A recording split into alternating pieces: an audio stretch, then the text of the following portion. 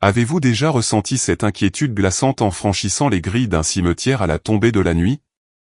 Cette sensation de ne pas être seul, l'idée que les histoires murmurées par le vent entre les tombes possèdent un écho bien plus profond que ce que la logique autorise. Les cimetières, ces jardins solennels de la mémoire, sont souvent des portails vers des dimensions qui échappent à notre compréhension.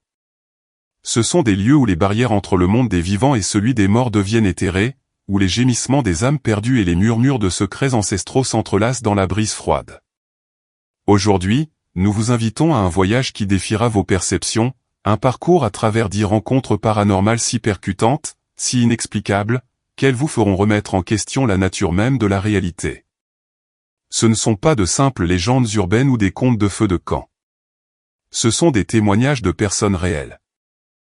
Dans des lieux réels, qui ont vécu des expériences ayant brisé toutes les lois de la raison. Des cercueils réagissant aux paroles divines, aux tombes murmurant des péchés oubliés, des présences en pleurs aux sentiers disparaissant sans laisser de traces. Préparez-vous à pénétrer dans l'obscurité, à écouter des récits qui vous glaceront le sang et vous feront regarder autour de vous avec une perspective nouvelle et terrifiante. Si vous avez le courage de continuer, si vous cherchez des réponses que la science ne peut offrir, alors vous êtes au bon endroit. Mais avant de plonger dans ces histoires, je vous demande une faveur.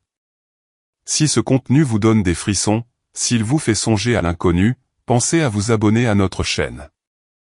En le faisant, vous rejoindrez une communauté d'explorateurs du paranormal et nous aiderez à continuer de vous apporter les histoires les plus frappantes des recoins les plus sombres de notre monde. Et si vous aimez ce que vous entendez, n'oubliez pas de laisser un pouce levé. Votre soutien est vital pour que nous puissions continuer à déterrer ces mystères. Maintenant, respirez profondément. Fermez les yeux un instant.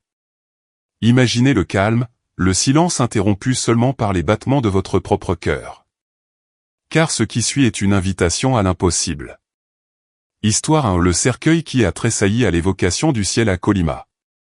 Notre première histoire nous emmène dans les terres chaudes de Colima, au Mexique, un lieu où les traditions et les croyances s'entremêlent profondément, mais où la mort peut se manifester de manières inattendues et terrifiantes. Ce récit nous vient de Sofia, une jeune femme qui, à l'époque, travaillait comme gardienne dans un cimetière local, un endroit qu'elle jugeait tranquille et, à sa façon, réconfortant. Elle passait ses journées parmi les vieilles pierres tombales, restaurant les noms effacés par le temps et veillant à la propreté des petits autels. Elle n'aurait jamais imaginé que sa routine serait brusquement interrompue par un événement défiant toute explication rationnelle. C'était une après-midi particulièrement chaude, le soleil de Colima tombait de plomb, faisant vibrer l'air de chaleur. Sofia se trouvait près d'une section ancienne du cimetière, une zone où les tombes étaient en pierre usée et les croix tordues par des décennies d'abandon. Elle nettoyait l'une des cryptes familiales, une structure de pierre de taille abritant plusieurs niches. Alors qu'elle travaillait, elle s'arrêta un instant pour reprendre son souffle, s'appuyant sur le bord de l'une des dalles de marbre couvrant l'un des cercueils principaux. La dalle était lourde, froide malgré la chaleur ambiante, et portait les noms gravés des défunts, une famille dont Sofia ne se souvenait pas avoir vu le nom auparavant. En passant un chiffon humide sur le marbre, ses yeux s'arrêtèrent sur une inscription particulière. Une courte phrase gravée en haut de la dalle, « Qu'ils reposent en paix et qu'ils atteignent le ciel ». C'était une phrase commune, une bénédiction pour les défunts. Au moment précis où Sofia lut à voix haute ces derniers mots, « Atteignent le ciel », quelque chose d'extraordinaire et de terrifiant se produisit. Un bruit sourd, un coup sec et résonnant, provint de l'intérieur du cercueil qui gisait sous la dalle. Ce n'était pas un craquement de vieux bois, ni le tassement de la terre. C'était un tressaillement palpable, comme si quelque chose ou quelqu'un à l'intérieur du cercueil avait réagi violemment à ces paroles. Sofia resta pétrifiée, le chiffon glissa de ses mains et tomba au sol.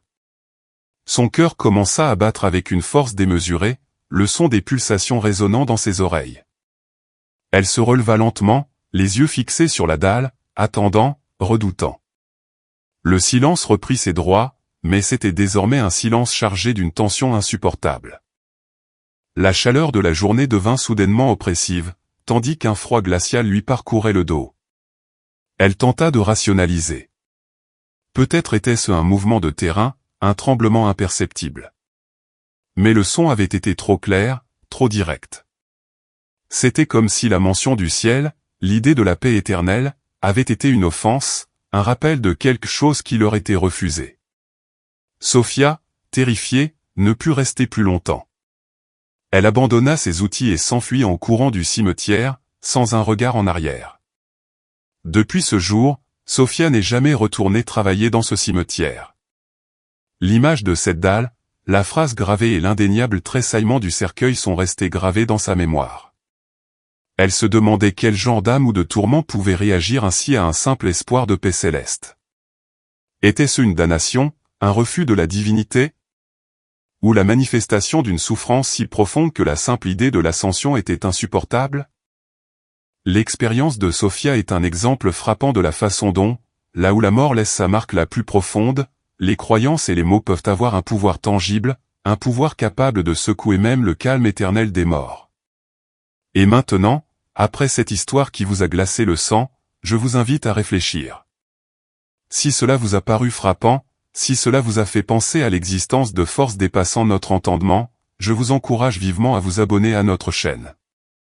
Votre abonnement nous pousse à continuer d'explorer ces mystères. Et si cette histoire vous a donné un frisson, n'hésitez pas à laisser un pouce levé. Votre soutien est fondamental pour que nous puissions continuer à déterrer ces récits qui défient la raison. Histoire 2: La tombe qui a murmuré mon péché le plus ancien en Alaska. Notre prochaine étape nous emmène dans les vastes étendues glaciales de l'Alaska. Un lieu où la nature sauvage impose sa propre loi et où les histoires de l'inexplicable naissent souvent de la solitude et de l'immensité. Ce récit provient de Mark, un géologue qui, lors d'une expédition de recherche dans une zone reculée, est tombé sur un cimetière oublié, un petit champ de sépulture désolé au milieu de nulle part, témoin de colonies disparues. Mark était un homme de science, pragmatique et sceptique. Son travail l'emmenait dans des lieux reculés, souvent solitaires, et il était habitué au calme de la nature. Ce cimetière, cependant, dégageait une atmosphère particulière. Les croix de bois étaient pourries, certaines étaient tombées, et la neige, même à une époque de l'année où elle ne devrait pas être si crue, couvrait la majeure partie du terrain, créant un paysage désolant. Alors que Mark effectuait ses mesures et prélevait des échantillons de sol, il se sentit attiré par une tombe en particulier, légèrement à l'écart des autres. C'était une tombe simple. Sans dalle élaborée, juste un monticule de terre surmonté d'une croix de bois grossièrement taillée. Ce qui attira son attention fut un étrange calme qui en émanait, un silence qui semblait absorber le bruit du vent. Il s'approcha de la tombe, ressentant une pointe de curiosité mêlée à un vague malaise.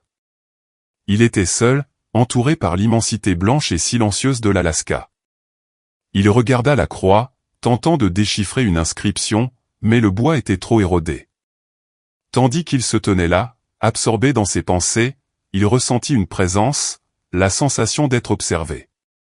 Il chassa l'idée, la mettant sur le compte de la solitude et de l'environnement. Cependant, juste au moment où il allait s'éloigner, un son ténu et grave parvint à ses oreilles. C'était un murmure, à peine audible, comme un soupir porté par le vent, mais il provenait directement de la tombe. Mark s'arrêta net. Le murmure se répéta, et cette fois, malgré sa faible intensité, les mots étaient étrangement clairs. Bien que déformés par ce qui ressemblait à une plainte. Ces mots étaient, à son horreur absolue, une confession. La reconnaissance d'un acte qu'il avait commis il y a de nombreuses années, une erreur dont il n'avait jamais parlé à personne, un secret enfoui au plus profond de sa conscience. C'était son péché le plus ancien, quelque chose qu'il pensait avoir laissé derrière lui, un souvenir qu'il avait tenté d'effacer. Et la tombe, cette tombe oubliée au milieu de nulle part, était en train de le murmurer. Mark sentit l'air quitter ses poumons. Le froid de l'Alaska devint soudainement insupportable, pénétrant jusqu'à ses os. Comment était-ce possible? Comment une tombe, la tombe d'un inconnu, pouvait-elle connaître son secret le plus intime et le plus honteux? La voix du murmure n'était pas humaine, mais l'information qu'elle transmettait était indubitablement la sienne. Il fit demi-tour et courut, sans se soucier de la neige profonde ni du terrain irrégulier.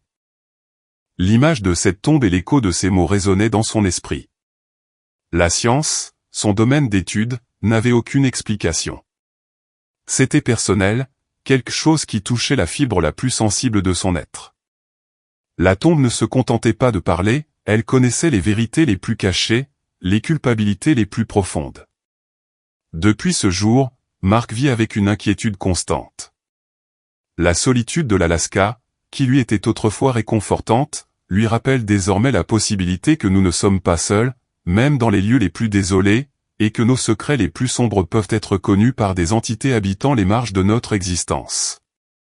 Cette rencontre nous rappelle que certains lieux, et peut-être certaines âmes, possèdent une étrange connexion avec nos vies et nos histoires personnelles, capables de révéler ce que nous tentons de cacher, même à nous-mêmes.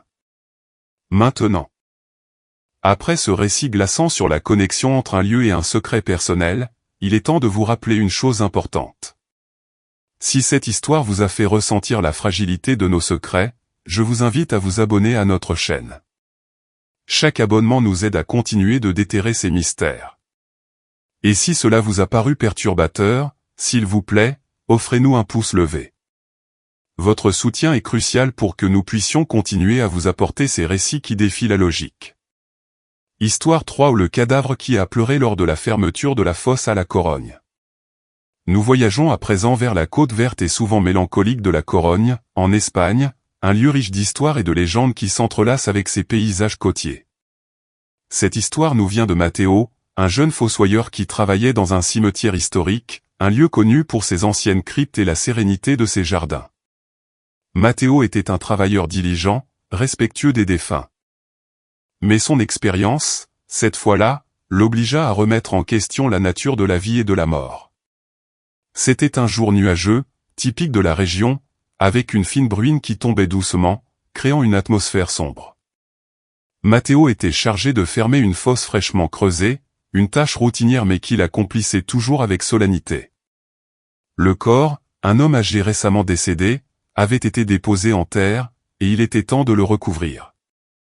Alors que Matteo et ses collègues travaillaient, jetant la terre sur le cercueil, ils ressentirent un calme étrange dans l'air, une pause dans le bruit de la pluie. Ils s'arrêtèrent un instant, ressentant une oppression, une lourdeur qui n'était pas seulement celle de la terre. C'est alors que l'un des hommes, le plus vétéran, désigna quelque chose d'un mouvement de tête. Dans la petite ouverture qui restait encore entre le cercueil et le bord supérieur de la fosse, juste là où la terre commençait à être jetée. Quelque chose attira leur attention. Une goutte, une larme, brillante et claire, roula lentement sur la joue du défunt. Ce n'était pas de l'eau de pluie, ni l'humidité de la terre. C'était une larme visible, une manifestation sans équivoque de douleur ou d'une émotion profonde qui était censée avoir disparu avec la vie. Matteo resta pétrifié. La larme, solitaire et triste, descendit le long de la peau pâle de l'homme mort, glissant jusqu'à disparaître dans l'obscurité de la fosse. C'était un spectacle déchirant et profondément perturbateur. L'idée d'un cadavre pleurant dépassait toute compréhension biologique ou scientifique. Que ressentait cet homme dans ces derniers instants, ou peut-être, que ressentait-il maintenant, en étant rendu à la terre? Le silence s'empara des hommes. La pluie continua de tomber, mais pour eux, le bruit du monde extérieur s'était évanoui, remplacé par l'écho de cette larme solitaire. Ils continuèrent leur travail. Mais avec un sentiment de révérence et de terreur qu'ils n'avaient jamais connu auparavant. Chaque pelletée de terre semblait sceller non seulement un corps, mais aussi un mystère insondable. L'image de cette larme est restée gravée dans l'esprit de Matteo. Il se demande souvent quel genre de souffrance ou quel attachement à la vie pourrait se manifester ainsi. Était-ce une plainte pour ce qu'il laissait derrière lui, pour ce qui n'avait pu être dit ou fait? Ou était-ce une réaction à l'acte d'être enseveli, une dernière manifestation de la conscience? L'histoire de Matteo à la Corogne nous rappelle que la mort, loin d'être une fin absolue, peut être le seuil de manifestation défiant notre compréhension de l'existence, où les émotions peuvent transcender la barrière de la vie et de la mort de manière visible et émouvante. Et après cette histoire bouleversante et terrifiante de l'arme visible dans la mort, c'est le moment de faire une pause pour réfléchir. Si ce récit vous a ému ou perturbé, je vous encourage à vous abonner à notre chaîne. Chaque nouvel abonné nous aide à continuer de vous apporter ces histoires qui explorent les limites de l'inconnu. Et si cela vous a paru frappant, n'oubliez pas de laisser un pouce levé. Votre soutien est vital pour que nous puissions continuer à déterrer ces mystères. Histoire 4. Le sentier qui a disparu à l'aube à Chihuahua. Notre récit suivant nous transporte dans l'immensité et les mystères du désert de Chihuahua, au Mexique, un lieu connu pour ses paysages arides, ses légendes ancestrales et la sensation que le temps s'y arrête. Cette histoire provient d'Elena, une photographe de nature qui, lors d'une expédition pour capturer la beauté unique de l'aube dans une zone reculée, s'est heurtée à un phénomène défiant toute logique, la laissant douter de sa propre raison. Elena était une professionnelle expérimentée, habituée aux longues marches et aux nuits à la belle étoile. Attendant le moment parfait pour capturer une image. Elle avait choisi une zone particulièrement isolée de Chihuahua, un endroit accessible uniquement par un ancien sentier à peine visible, serpentant entre des formations rocheuses et des cactus centenaires. Elle était arrivée à la tombée de la nuit, avait installé son équipement et tout préparé pour le petit matin. La nuit s'écoula dans un calme presque absolu, seulement interrompu par les bruits nocturnes du désert. Elena s'était couchée avec l'espoir de capturer un lever de soleil spectaculaire. À son réveil, juste avant l'aube, elle sortit de sa tente, prête à positionner sa caméra. Le ciel commençait à se teinter des premières nuances de rose et d'orange. Elle regarda vers l'endroit d'où elle était arrivée la veille, cherchant le début du sentier qui l'avait menée jusqu'ici. Mais ce qu'elle vit la laissa déconcertée. Le sentier, qui la veille au soir était clairement marqué par une succession d'empreintes et de pierres déplacées, avait disparu. Il n'était pas effacé, il n'était pas recouvert par le sable. Simplement, il n'existait plus. C'était comme si la terre elle-même s'était reconfigurée durant la nuit, effaçant toute trace de son passage. Elena s'approcha de l'endroit où elle se souvenait avoir vu le début du chemin. Elle toucha le sol, chercha une marque, un signe. Rien. Le terrain était uniforme, comme si personne n'avait foulé ce sol depuis des années. Un sentiment de désorientation l'envahit. S'était-elle trompée de lieu? Avait-elle marché en cercle? Pourtant, elle se souvenait parfaitement de la route, des formations rocheuses qu'elle avait dépassées. Le soleil commença à monter à l'horizon, baignant le paysage d'une lumière dorée. La beauté de l'aurore était indéniable, mais pour Elena, elle était ternie par une profonde inquiétude. Elle se sentait piégée dans un lieu qui semblait jouer avec sa perception. Comment un chemin, si tangible la nuit précédente, pouvait-il simplement s'évanouir à la lumière du jour? Elle passa plusieurs heures à explorer les environs, tentant de retrouver une trace du sentier ou une route alternative pour sortir. Finalement, après une recherche exhaustive et pleine d'anxiété, elle réussit à trouver un moyen de revenir, un chemin différent qui la ramena à son véhicule, mais l'expérience l'avait marquée profondément.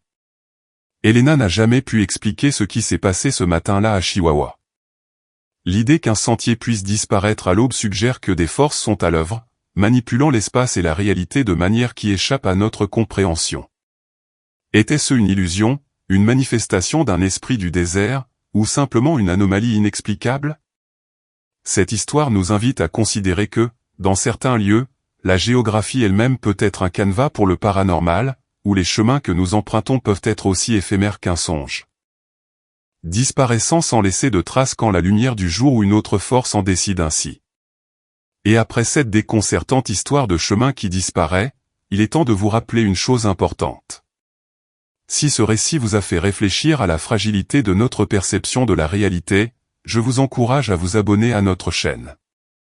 Chaque nouvel abonné nous pousse à continuer d'explorer ces mystères.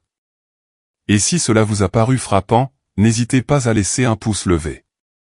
Votre soutien est fondamental pour que nous puissions continuer à vous apporter ces récits qui défient la logique. Histoire 5. La croix qui refusait de rester droite à Ségovie. Nous nous dirigeons maintenant vers la région historique de Ségovie, en Espagne, une terre de châteaux imposants et de légendes qui se perdent dans la nuit des temps. Ce récit provient de Javier, un historien local passionné par l'étude des légendes, qui est tombé sur une énigme particulière dans un petit cimetière rural. Un lieu abritant une histoire défiant les lois de la physique. Javier menait des recherches sur les anciens ermitages et les cimetières abandonnés de la zone de Ségovie. Il avait entendu des rumeurs sur un cimetière particulier, presque oublié, où une croix monumentale semblait posséder une singularité. Poussé par la curiosité, il décida de s'y rendre. En arrivant, il découvrit un lieu d'une beauté austère. Le cimetière était petit, entouré d'arbres centenaires dont les branches semblaient enlacer les pierres tombales usées. Au centre s'élevait une grande croix de pierre, imposante, mais avec quelque chose d'étrange. Ravière s'approcha et se rendit compte que la croix n'était pas parfaitement verticale. Elle était inclinée, visiblement penchée d'un côté. Intrigué, Ravière sortit son niveau à bulle et vérifia l'inclinaison. Effectivement, la croix déviait de plusieurs degrés par rapport à la verticale. Il pensa d'abord à un affaissement du terrain ou à une érosion de la base avec le temps. Il décida de pousser ses investigations. Il passa plusieurs jours sur place, documentant la croix, prenant des mesures et interrogeant les rares habitants âgés de la zone. Il découvrit que la croix avait toujours été ainsi. Depuis son érection, il y a plus d'un siècle, elle avait toujours été tordue. Les tentatives pour la redresser, menées par des générations de responsables du cimetière, avaient tout échoué. Que ce soit par des moyens manuels, avec des machines rudimentaires ou même des techniques modernes plus tard, la croix revenait toujours à sa position inclinée. C'était comme si une force invisible la repoussait sans cesse dans son état penché. Ravière, en homme de science et d'histoire, chercha des explications logiques. Un défaut structurel massif? Une particularité géologique du sous-sol? Mais rien ne collait. Les bases des tombes environnantes étaient stables. Et il n'y avait aucun signe d'affaissement généralisé. C'était comme si la croix, à elle seule, résistait à la rectitude. Les villageois, de leur côté, avaient leur propre théorie, empreinte de superstition et de respect pour l'inexplicable. Ils parlaient d'âmes tourmentées, de pactes anciens ou d'une malédiction empêchant la croix de rester droite. Ravière, bien que sceptique, ne pouvait ignorer la persistance de ce phénomène. La croix refusait de rester droite, défiant la gravité et l'intervention humaine de manière inexplicable. La croix penchée de Ségovie devint un véritable énigme pour Ravière. Elle représentait un défi aux lois de la physique et à la logique, un rappel qu'il existe dans ce monde des forces opérant de manière que nous ne comprenons pas encore. L'image de cette croix, éternellement inclinée, devint le symbole de l'inexplicable, de ceux qui refusent d'être redressés ou compris. Cette histoire nous enseigne que, parfois, les objets inanimés peuvent manifester des propriétés qui échappent à notre entendement, et que la résistance d'une croix à rester droite peut être l'écho de quelque chose de plus profond, quelque chose qui refuse d'être corrigé par la main de l'homme. Et après cette étrange histoire de croix récalcitrante, il est temps de vous rappeler une chose importante. Si ce récit vous a fait réfléchir sur les forces pouvant influencer le monde physique de manière inexplicable, je vous encourage à vous abonner à notre chaîne. Chaque nouvel abonné nous aide à continuer de vous apporter ces histoires qui explorent les limites de l'inconnu. Et si cela vous a paru frappant, n'oubliez pas de laisser un pouce levé. Votre soutien est fondamental. Histoire si le murmure sortit de l'ossuaire lors de la prière pour les oubliés en Utah. Notre 6e histoire nous emmène dans les terres vastes et désolées de l'Utah. Un lieu connu pour ses paysages imposants et ses légendes s'entrelaçant souvent avec l'histoire de ses premiers colons et de ses communautés minières. Ce récit provient de Sarah, bénévole pour une organisation dédiée à la préservation des vieux cimetières oubliés, là où les histoires de tant de gens se sont perdues avec le temps. Sarah travaillait dans un vieux cimetière minier abandonné depuis des décennies. Le lieu était petit, parsemé de pierres tombales effritées et de nombreuses sépultures sans nom. Le vent du désert hurlait doucement, créant une atmosphère de solitude et de mélancolie. Son travail consistait à documenter les restes et, parfois, à nettoyer et soigner les ossuaires, ces lieux où reposent les ossements de ceux n'ayant pas eu de sépulture individuelle. Un jour, alors qu'elle travaillait près d'un ancien ossuaire en pierre, une structure petite et robuste, Sarah ressentit une profonde tristesse en pensant à toutes ces âmes oubliées. C'étaient des personnes dont les noms s'étaient perdus, dont personne ne se souvenait de l'histoire. Poussée par un élan de compassion, elle décida de dire une prière pour elles, un simple souhait de repos éternel. Elle s'agenouilla devant l'ossuaire, ferma les yeux et commença à réciter une prière simple, demandant la paix pour les défunts oubliés du monde. L'air était calme, le vent s'était tu un instant. Et au moment précis où elle prononça les mots, pour les oublier, un son ténu, un murmure s'éleva de l'intérieur de l'ossuaire. Ce n'était pas le vent. Ce n'était pas un animal. C'était un murmure bas, presque inaudible, mais qui sonnait comme si plusieurs voix parlaient en même temps, un chœur de murmures fantomatiques. Sarah resta de glace, son cœur battant à tout rompre dans sa poitrine. Elle ouvrit lentement les yeux, regardant vers la petite ouverture de l'ossuaire. Le murmure continua quelques secondes encore. Un bourdonnement inintelligible mais chargé d'une étrange énergie, comme une réponse directe à sa prière. C'était comme si les âmes oubliées avaient entendu sa demande et avaient répondu de la seule manière possible, par un souffle venu de l'obscurité de leur repos. Sarah, terrifiée mais aussi émue, ne put rester plus longtemps. Elle se leva brusquement, sentant la chair de poule l'envahir. L'expérience fut intense, une connexion directe avec l'invisible. La réponse reçue n'était pas un mot clair, mais un écho, un murmure confirmant la présence de ceux qu'elle avait voulu honorer. Depuis ce jour, Sarah voua un respect encore plus grand au lieu de repos des défunts, surtout ceux qui sont oubliés. L'histoire du murmure de l'ossuaire en Utah est un rappel que, même dans le silence de la mort et de l'oubli, il peut y avoir une réponse, une preuve que nous ne sommes pas seuls et que les prières peuvent être entendues de manières inattendues. Cette expérience nous enseigne que la compassion et le souvenir possèdent un pouvoir transcendant le temps et la mort, et qu'un simple acte de prière peut évoquer une réponse directe de ceux qui habitent les royaumes de l'inconnu. Et après cette histoire glaçante d'une réponse venue de l'ossuaire, il est temps de vous rappeler une chose importante. Si ce récit vous a fait ressentir la connexion que nous pouvons avoir avec les âmes oubliées, je vous invite à vous abonner à notre chaîne. Chaque nouvel abonné nous aide à explorer les limites de l'inconnu. Et si cela vous a paru frappant, n'hésitez pas à laisser un pouce levé. Votre soutien est vital. Histoire 7. La tombe apparue avec mon nom gravé à Publa. Nous voyageons à présent vers la région pittoresque et spirituellement riche de Publa, au Mexique, un lieu où les traditions religieuses et les légendes populaires s'entremêlent profondément. Cette histoire nous vient de Carlos, un homme qui, après le décès de son père, s'est retrouvé dans une situation aussi déconcertante que terrifiante dans un cimetière local. Carlos était anéanti par la mort de son père. Après les funérailles, il se rendit au cimetière pour passer un moment seul près de la tombe de son géniteur. Le cimetière était un lieu paisible, avec des arbres touffus et de vieilles tombes racontant des histoires silencieuses. Alors qu'il s'approchait de la section où son père avait été enterré, quelque chose attira son attention. Il y avait une tombe qu'il ne se souvenait pas avoir vue auparavant, une tombe qui semblait être apparue du jour au lendemain.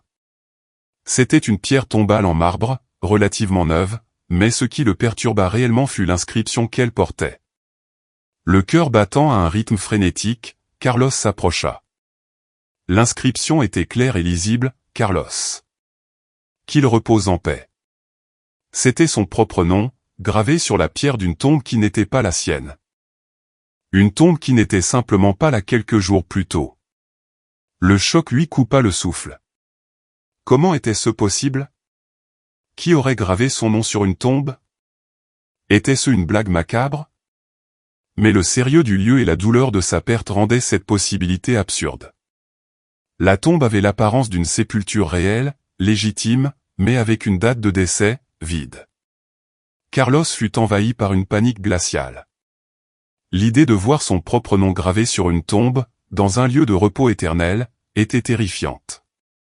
C'était comme si le destin lui envoyait un avertissement, une prémonition de sa propre mort. Il se sentait observé, comme si les âmes du cimetière jouaient avec lui. Il consulta les gardiens du cimetière, mais personne n'avait connaissance de l'apparition de cette tombe. Il n'y avait aucun registre, aucun permis. C'était comme si elle avait surgi du néant, un énigme physique défiant toute explication. L'expérience à Publa laissa Carlos profondément perturbé. L'image de son nom gravé sur cette pierre hanta ses cauchemars et ses pensées diurnes. Il se demandait s'il s'agissait d'un signe, d'un avertissement ou simplement d'une manifestation de l'angoisse et de la douleur qu'il ressentait. Cette tombe devint le symbole de la fragilité de la vie et des mystères qui rôdent là où la mort laisse sa trace. Cette histoire nous avertit que, parfois, les lieux de repos éternel cachent leurs propres secrets, et que l'apparition d'une tombe à notre nom peut être un événement terrifiant nous obligeant à affronter notre propre mortalité de manière inéluctable. Et après cette perturbante histoire de tombe apparue de nulle part, il est temps de vous rappeler une chose importante. Si ce récit vous a fait réfléchir à la fragilité de la vie, je vous encourage à vous abonner à notre chaîne. Chaque nouvel abonné nous aide à continuer de déterrer ces mystères. Et si cela vous a paru frappant, n'oubliez pas de laisser un pouce levé.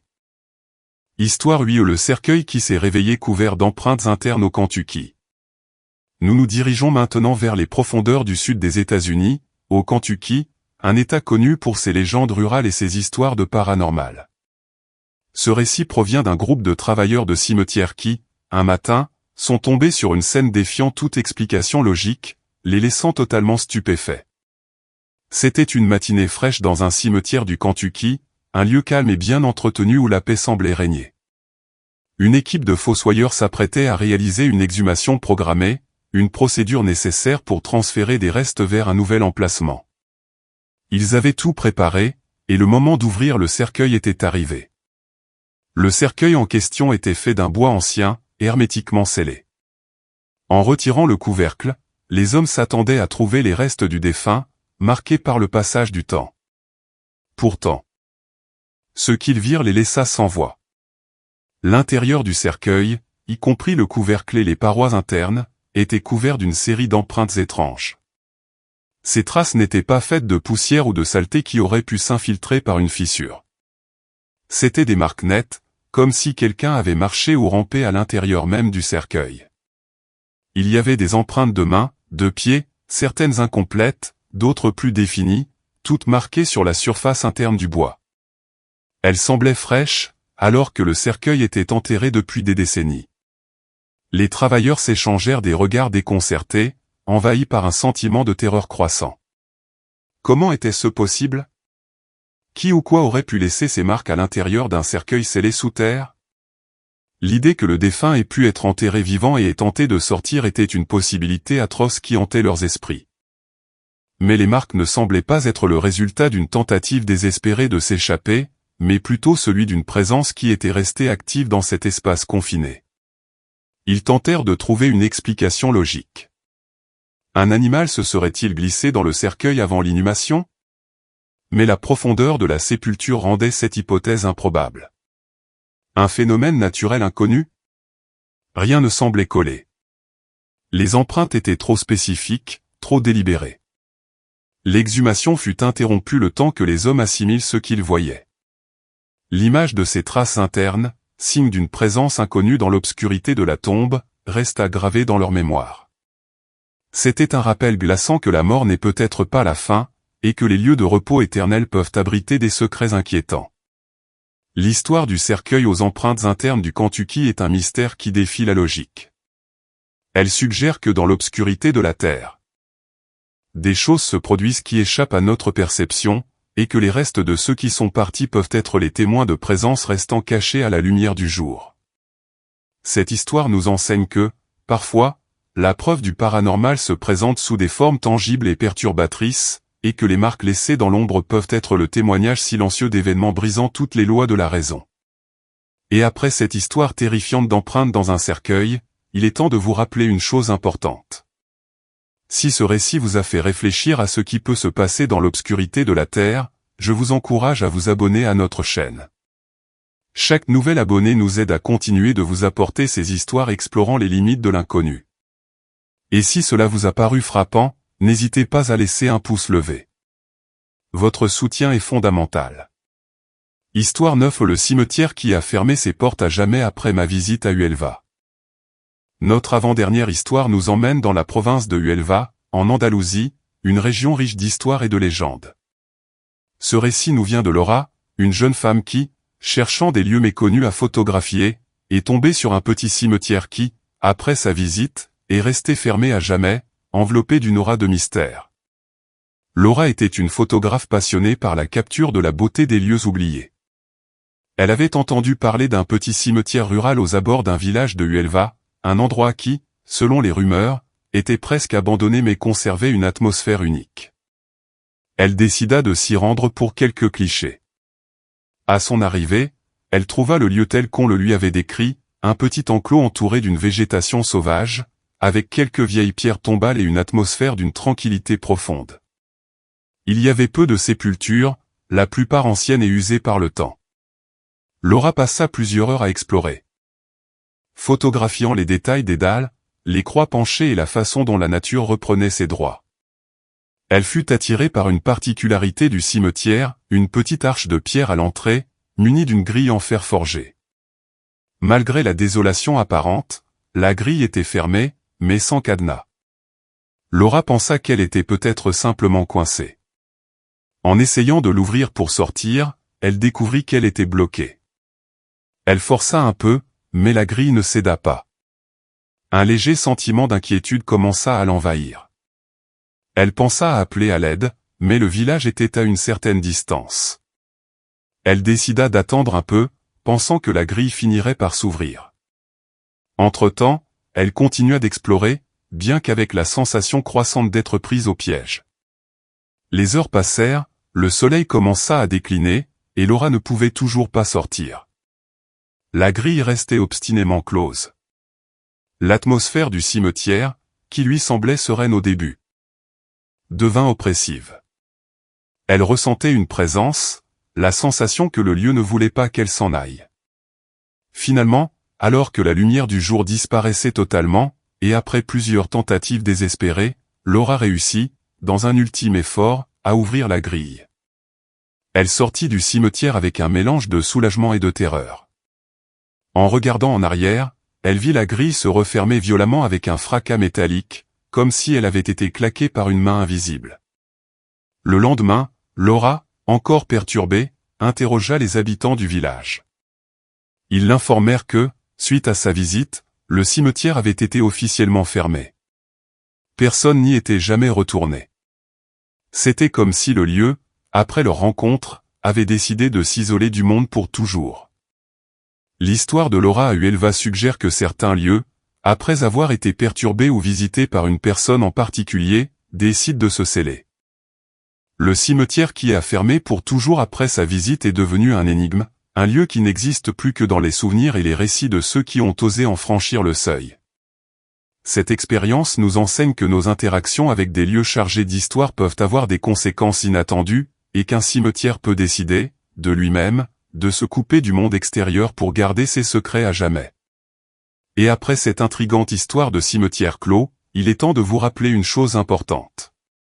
Si ce récit vous a fait réfléchir à l'idée que certains lieux peuvent avoir une volonté propre, je vous encourage à vous abonner à notre chaîne. Chaque nouvel abonné nous aide à continuer d'explorer l'inconnu. Et n'oubliez pas de laisser un pouce levé. Histoire dit la dernière prière à laquelle quelque chose a répondu depuis la terre au Chiapas. Nous arrivons au terme de notre parcours glaçant avec une histoire venue des profondeurs spirituelles du Chiapas. Au Mexique, un lieu où les anciennes traditions mayas et les croyances modernes s'entrelacent dans un mystère constant. Ce récit est celui de Miguel, qui a vécu une expérience si profonde qu'elle a marqué sa vie à jamais. Miguel, un homme de foi, avait récemment perdu un être cher. La douleur le rongeait et, dans son désespoir, il chercha du réconfort dans la prière. Il décida de se rendre dans un endroit calme, une zone rurale isolée près d'anciennes ruines mayas, un lieu qu'il sentait imprégné d'une énergie spéciale. Il s'agenouilla au sol, sentant l'humidité et la texture de la terre sous ses mains. Il ferma les yeux, se concentrant sur sa douleur et son besoin de connexion. Il commença à réciter une prière, une demande de paix pour l'âme du défunt et une supplique pour obtenir la force d'accepter cette perte. Tandis qu'il priait, il ressentit une étrange vibration sous ses mains, comme si la terre elle-même était vivante. Il continua, augmentant l'intensité de sa voix, versant toute sa peine et sa foi dans chaque mot. La prière devint une plainte, une communication désespérée avec l'inconnu. Et alors, c'est arrivé. Au moment même où Miguel prononçait les derniers mots de sa prière, une voix, profonde et résonnante, répondit depuis la terre, sous ses mains. Ce n'était ni un soupir, ni un murmure. C'était une voix claire, audible, qui semblait surgir des entrailles de la planète. La voix ne prononçait pas de mots compréhensibles dans une langue connue. C'était un son guttural, ancien, chargé d'une énergie indescriptible. Mais l'intention était sans équivoque. C'était une réponse. Une réponse directe à sa prière. Miguel resta paralysé, le corps couvert d'une sueur froide. La voix s'évanouit aussi soudainement qu'elle était apparue, laissant un silence assourdissant à sa place. La terre sous ses mains cessa de vibrer. Il se sentit totalement seul, mais en même temps, il venait de vivre quelque chose dépassant l'entendement humain. La réponse reçue n'apportait ni réconfort ni compréhension. C'était une réponse brute, primordiale, qui lui fit ressentir l'immensité de ce que nous ignorons. C'était un signe trop clair que quelque chose de puissant habitait la terre et écoutait les prières, mais pas de la manière attendue. Depuis cette expérience au Chiapas, Miguel n'a plus jamais été le même. La certitude que la terre peut répondre, et que cette réponse peut être aussi étrangère à notre logique, le poursuit. Sa dernière prière est devenue un point de rupture, un moment où la barrière entre le terrestre et l'inexplicable a volé en éclats. Cette histoire nous laisse avec une profonde réflexion sur la nature de la communication avec l'inconnu. La terre qui nous porte peut abriter des présences répondant à nos suppliques de manière qui nous secoue jusqu'à la moelle, nous rappelant la fragilité de notre propre compréhension. Ainsi se conclut notre voyage perturbateur à travers 10 rencontres paranormales dans des cimetières qui ont défié les lois de la raison. Nous avons été témoins de cercueils qui réagissent, de tombes qui murmurent, de cadavres qui pleurent, de sentiers qui s'effacent, de croix qui refusent de se redresser, de murmures qui répondent, de tombes qui apparaissent, d'empreintes défiant la logique, de cimetières qui se scellent et, enfin, d'une voix venue de la terre elle-même. Ces histoires nous rappellent que le monde est rempli de mystères insondables, et qu'il existe des forces échappant à notre science. Les cimetières, ces lieux de repos final, deviennent souvent des portails vers l'inconnu, là où le voile entre les mondes s'amincit. Si ces récits vous ont donné des frissons et vous ont fait douter de la réalité, je vous invite à rejoindre notre communauté d'explorateurs du paranormal. Pour cela, il vous suffit de vous abonner à notre chaîne. Vous ne manquerez ainsi aucune de nos prochaines vidéos, où nous continuerons de déterrer les histoires les plus terrifiantes de notre monde. Et si ce contenu vous a plu, n'oubliez pas de nous laisser un pouce levé. Votre like est un soutien précieux qui nous motive énormément à poursuivre nos recherches. Merci de nous avoir accompagnés. Rappelez-vous, la prochaine fois que vous franchirez les grilles d'un cimetière, regardez autour de vous et écoutez attentivement, car on ne sait jamais quels secrets attendent d'être révélés. À bientôt.